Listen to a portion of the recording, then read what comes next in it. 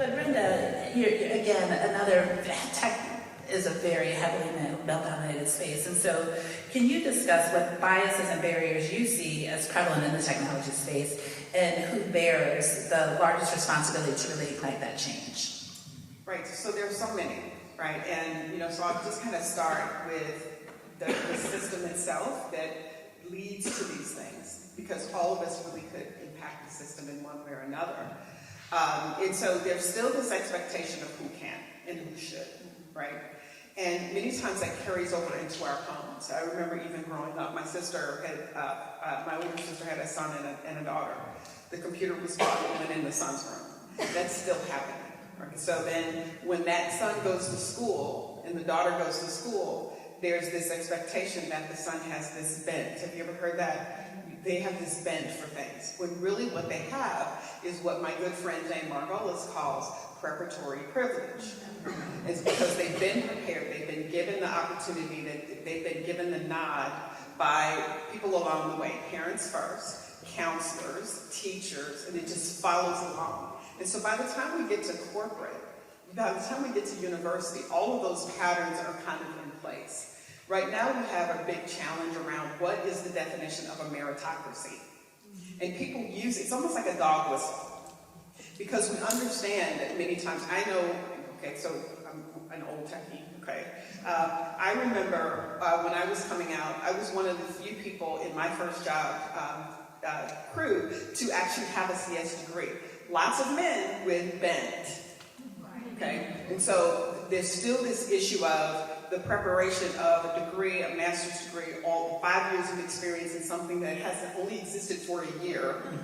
Right? For some people. I'm not going to say what that is. That math is interesting.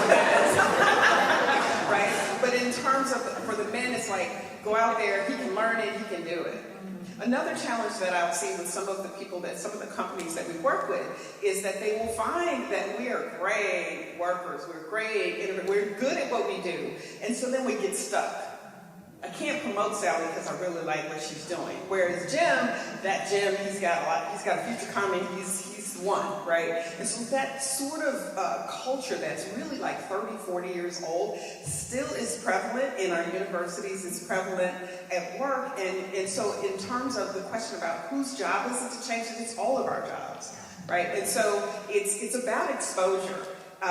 If you don't have exposure to other people, we can talk about that beyond gender, then you're left with the assumptions and the stereotypes. And until you get out and you expose yourselves to where the innovation actually happens. So one of the things we do in our organization, we have a set of awards called the Abby Awards.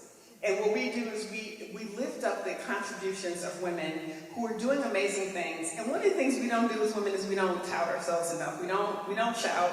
We've been taught that girls don't do that. You're quiet, and that stuff carries in as a bias as well.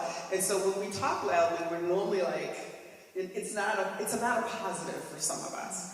So we put these awards together so that not only do we give credit to those who have done amazing things, who really have created a lot of the tech that we all depend on. Like, for instance, Gladys West. Does anybody know who she is? You should, right? If you don't, if you use your GPS anytime in your life, you can thank her for it. But there were 2 pictures of her until we had an Abby Award winner who actually did the research to show her work. There was one she was going to church, and the other where she was actually doing her engineering and math job. And so one of the things we could do is actually stop thinking that everybody's a first, because a lot of the tech that we depend on was created by a woman years ago. Grandmothers, great-grandmothers. Do the research. History is really, really important. Don't believe the okie doke. Okay? It's beyond who can. So one of the things that I did when I was working for the district here, created an initiative called Computer Science for All. And as I was going around to schools talking about why everybody should, they would look at me like, well, why do you know about that? And I was like, well, my whole career was in it. But what I looked like was a barrier, right? So we created this t-shirt that said, this is what a computer scientist will look like. And we gave it to the teachers.